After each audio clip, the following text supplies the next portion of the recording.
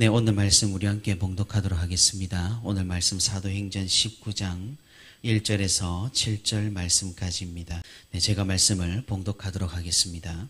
아볼로가 고린도에 있을 때에 바울이 윗지방으로 다녀 에베소에 와서 어떤 제자들을 만나 이르되 너희가 믿을 때에 성령을 받았느냐? 이르되 아니라 우리는 성령이 계심도 듣지 못하였노라. 바울이 이르되 그러면 너희가 무슨 세례를 받았느냐? 대답하되 요한의 세례니라. 바울이 이르되 요한이 회개의 세례를 베풀며 백성에게 말하되 내 뒤에 오시는 이를 믿으라 하였으니 이는 곧 예수라 하거늘 그들이 듣고 주 예수의 이름으로 세례를 받으니 바울이 그들에게 안수하매 성령이 그들에게 임하심으로 방언도 하고 예언도 하니 모두 12사람쯤 되니라. 아멘.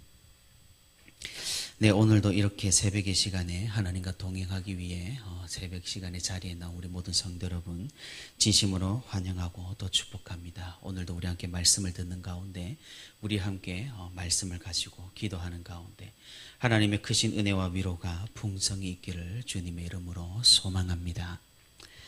2차 전도 여행을 마치고 얼마 지나지 않아서 사도 바울은 또다시 안디옥을 떠나서 발걸음을 옮기게 됩니다. 이번에도 2차 전도 여행과 마찬가지로 갈라디아와 부르기아 지방을 거쳐서 그가 이전에 세웠던 교회들을 다시 돌아보고 이제 지금 터키 서쪽의 소아시아에 있는 에베소라는 도시에 당도하게 됩니다. 이렇게 3차 전도 여행을 떠난 이유에 대해서 2차 전도 여행이 끝난 지 얼마 지나지 않는 시점임에도 불구하고 3차 전도 여행을 이렇게 불이 나게 떠난 이유에 대해서 오늘 우리가 읽은 사도행전에서는 구체적으로 밝히고 있지는 않지만 우리는 바울의 서신에서 그 이유들을 찾아볼 수가 있습니다. 그것은 바울이 세운 교회들에게 이단의 도전이 심각했기 때문입니다. 더군다나 다른 복음을 들고 교회를 찾은 이들은 바울의 사도성을 강력하게 의심했습니다. 제 아무리 사도 바울에게 복음을 듣고 회심했다고 하더라도 이런 선동을 하면은 몇몇에게는 먹히는 법입니다. 그래서 교회들 가운데 바울을 의심하는 사람들이 나타났고 바울이 없는 상황에서 교회를 이용하는 자들까지 등장합니다. 거짓 선지자들, 가짜 선생들, 복음을 오해하여 이단이 된 자들, 교회는 그렇게 아수라장이 되고 만 것입니다. 이런 소식을 들은 바울은 가만히 있을 수가 없었습니다. 그는 에베소에 가는 길에 교회들을 들러서 오해와 거짓 선생들의 가르침을 바로잡았습니다. 그리고 2차 전도 여행 때 만나서 동역자가 된 브리스길라와 아굴라가 있는 에베소에 가서 그곳에서 오랫동안 약 3년의 시간 동안에 걸쳐서 목회를 하게 됩니다. 우리가 이전에 살펴본 18장 21절에 에베소에서 작별할 때에 했던 약속을 사도 바울은 이렇게 3차 전도 여행을 통해서 지키게 된 것입니다. 우리는 이전 말씀에서 아볼로라고 하는 사람에 대해서 살펴보았습니다. 그는 굉장히 신실했고 엄청난 열정을 가지고 있었지만 복음에 대해서 이해가 완전하지 못했습니다. 그래서 그로 인해 그가 의도하지는 않았겠지만 교회에 혼란이 생겼을 것입니다. 그래서 브리스길라와 아굴라는 이 아볼로라는 사람을 유심히 살피고 그를 집으로 초대하여서 온전한 복음을 전해주게 됩니다. 그렇게 예수 그리스도를 영접한 아볼로는 에베소를 떠나 고린도로 향하여서 교회를 굳건히 하는 사역을 감당하게 된 것이죠. 그런데 이런 아볼로와 같은 사람이 종종 있었던 것입니다. 다른 의도를 가진 것은 아니었지만 가짜 복음을 들고 교회를 혼란스럽게 하는 그런 의도를 가진 것이 아니라 순수한 열정으로 전했지만 복음을 잘못 이해하는 사람들 말입니다. 세례 요한을 통하여 복음을 듣긴 했지만 예수 그리스도를 모르거나 혹은 예수 그리스도를 알아도 이해가 완전하지 않은 사람, 예수 그리스도를 통해 오신 성령 하나님을 만나지 못한 그런 사람들 말입니다. 사도 바울은 3차 전도 여행을 통해서 복음에 대한 오해를 바로잡는 과정 가운데서 에베소 도시에서 이런 제자들을 만나게 된 것입니다. 그래서 오늘 보면 19장 2절에서 바울은 이들에게 성령을 받았는지를 물어봅니다. 성령 강림은 하나의 강력한 표징이었습니다. 진정으로 복음이 전파되고 하나님께서 인정하시고 공인하시는 교회가 세워진다라는 그런 표식이었습니다. 그런데 이 제자들은 성령이 계심도 듣지 못하였다고 대답을 합니다. 사실 이들 제자들의 대답은 조금 의아함을 남깁니다. 왜냐하면 이들은 세례 요한의 세례를 받고 세례 요한의 가르침을 받은 자들이기 때문입니다. 다시 말해서 세례 요한은 성령을 부정하거나 성령 하나님의 존재를 모르는 사람이 아니었습니다. 복음서에서도 그는 몇 번이나 성령의 오심을 분명히 전했기 때문입니다. 아마도 오늘 본문의 제자들의 대답은 성령께서 이미 교회 가운데 오셨다라는 사실을 몰랐다라는, 그런 시기적으로 벌써 임재했는지를 몰랐다라는 그런 의미일 것입니다. 어떤 의미에서 이들은 아볼로와 비슷했습니다. 예수님에 대해서 알긴 알았지만 그분의 죽음과 부활, 그리고 교회 가운데 성령 하나님의 역사를 이해하고 경험하지 못했던 것입니다. 이들은 분명하게 복음에 대해서 더욱 알아야 하는 그런 필요를 가지고 있었습니다. 사도 바울은 그 즉시 만난 제자들에게 예수 그리스도의 복음을 가르쳐 주었습니다. 세례 요한의 세례만을 받았던 그들에게 예수 그리스도의 이름으로 세례를 베풀었습니다. 그러자 이전에 사도 바울이 그러했던 것처럼 이번에도 성령의 강력한 임재와 강림과 역사가 일어났습니다. 오늘 보면 6절에서 7절까지 약 12명의 제자들이 바울과 함께 성령을 강력하게 경험을 한 것입니다.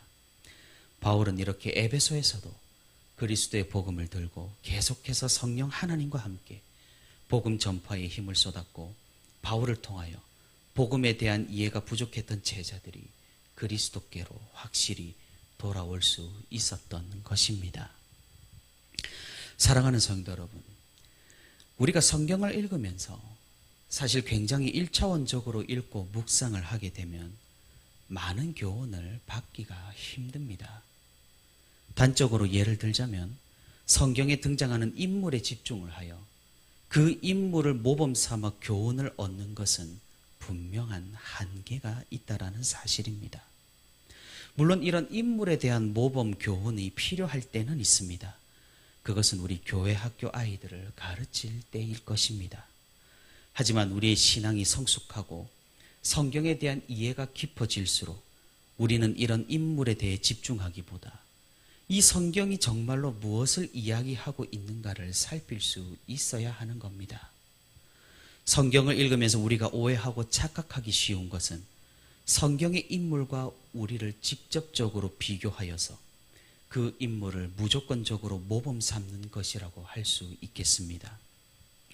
물론 긍정적으로 모범 삼아 교훈을 얻으면 유익함이 있지만 우리는 대부분 그러하지 못합니다.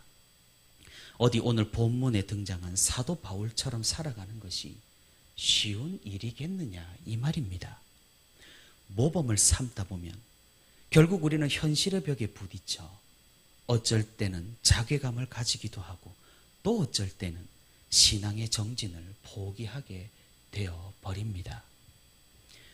이전의 설교들이 대부분의 이런 모범 삼는 교훈을 전했던 것이 사실입니다. 우리는 이제 주일학교를 벗어나야 하고 이런 모범의 교훈을 뛰어넘어야 한다라는 말입니다. 그렇다면 오늘 사도행전이 우리에게 보여주는 것이 무엇일까요? 오늘 본문이 우리에게 주는 교훈이 무엇일까요? 사도 바울의 위대함일까요? 사도들이 행한 이런 기적들일까요? 성령 하나님께서 사도 바울과 함께 한다는 사실과 그런 나타나는 기적과 표징들일까요? 방언과 은사들일까요? 우리가 성경 가운데서 단단히 붙들어야 할 것은 성경의 주인공은 그 누구도 아닌 하나님이시라는 사실입니다. 우리는 사람을 보기 쉽고 사람에 집착하기 쉽습니다.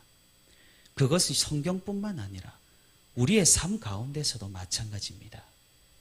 우리의 신앙이 어느 정도 성숙하다면 이제는 고차원적인 것을 볼 수 있어야 한다라는 것이죠. 사람에게 실망하고 사람에게 실족하는 것은 믿음이 약할 때의 차원입니다. 우리는 성경의 인물을 세우시고 그들을 사용하셔서 역사를 일으키신 하나님을 직시할 수 있어야 합니다. 오늘 본문을 통해 하나님께서 우리에게 말씀하고자 하시는 바가 무엇입니까? 바울을 통해 성령께서 임하셨으니 바울의 사도권이 강력하게 증명된 것일까요? 이 사도행전을 읽는 세례 요한을 믿는 사람들에게 예수 그리스도의 복음을 전하기 위해서일까요? 물론 일리는 있습니다.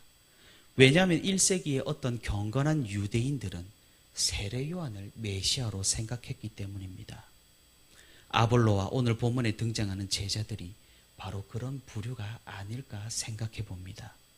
이들은 정말이지 신실했지만 잘못된 결론을 도출하고 있었던 셈입니다.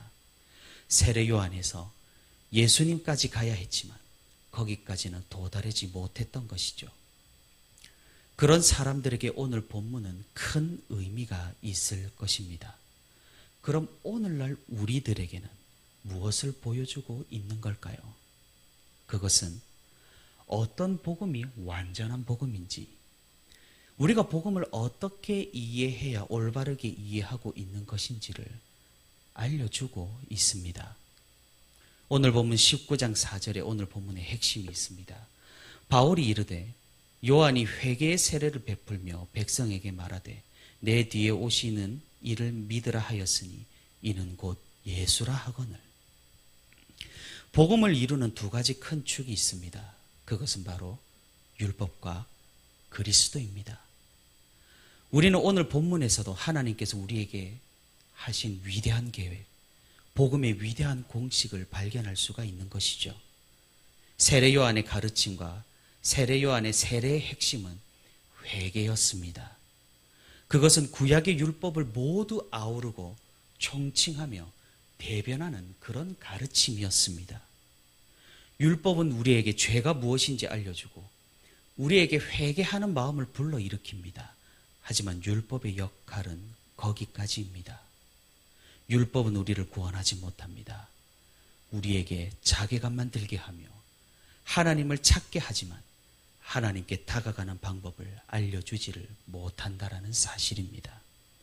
그렇기에 우리에게는 필수적으로, 필연적으로 다른 축에 도달하게 됩니다. 그것이 바로 그리스도입니다. 돌이킴이란 두 가지 차원이 있는 것이죠. 하나는 죄로부터의 돌이킴이고 다른 하나는 돌이켜서 예수님에게로 향하는 것입니다. 이것이 되지 않는다면, 이 두 가지 모두가 우리에게 있지 않다면 우리는 헛것을 믿는 것이요, 오늘 본문에 나온 제자들처럼 불완전한 복음을 따르고 있는 셈입니다. 우리가 성경 인물에 집중하여 모범으로만 교훈을 받는 것은 바로 이런 차원입니다. 우리는 낙심합니다. 우리는 자괴감에 빠집니다. 현실의 벽이 너무나 높게 느껴져 우리가 성경 인물과 같은 삶을 살 수 없을 것이라고 너무나 쉽게 단정지어 버립니다. 하지만 우리가 놓치고 있는 것이 있을 수 있다는 사실입니다. 그것은 그 성경의 인물들이 누구를 붙잡고 있으며 누구와 함께하고 있으며 누구와 동역하고 있느냐는 사실입니다. 그러니 우리에게는 무엇보다 예수 그리스도가 필요하다라는 결론에 도달하게 됩니다. 그들이 위대한 사역을 감당할 수 있었던 것, 그들의 열정과 그들의 열심이 아니라 예수 그리스도로 말미암은 복음의 온전함, 복음에 대한 열정, 복음에 대한 사명으로 그 사명들을 감당할 수 있었던 것입니다. 사랑하는 성도 여러분, 우리가 이 복음의 두 축을 놓치지 않기를 바랍니다. 회개 없는 신앙이 없고 그리스도 없는 믿음이 없습니다. 오늘 우리가 함께 기도하실 때, 말씀을 붙들며 기도하실 때 이적과 표징과 우리의 소원이 아니라 회개와 그리스도에 대한 고백이 다시 한번 넘칠 수 있기를 바랍니다. 다 안다고 자만하는 순간 우리는 매너리즘에 빠집니다. 이해했다고 자신하는 순간 우리는 불완전한 열정의 늪에 빠져버립니다. 우리의 모든 것을 그리스도 앞에 내려놓고 참된 회개와 그리스도를 온전히 구하는 신앙으로 우리가 계속해서 말씀을 통해 세워나갈 수 있기를 바랍니다. 우리가 그리할 때 하나님께서는 우리를 사용하시고 우리를 통해 기적을 베푸시며 우리로 인해 하나님 나라가 확장되는 그런 귀한 역사가 일어날 줄 믿습니다. 그 계속되는 복음의 역사를 기대하며 우리를 통해 일하시는 하나님을 사모하며 이를 위해 오늘도 말씀을 붙들고 말씀 앞에서 기도하는 저와 우리 부천시민교회 모든 성도가 되기를 주님의 이름으로 소망합니다.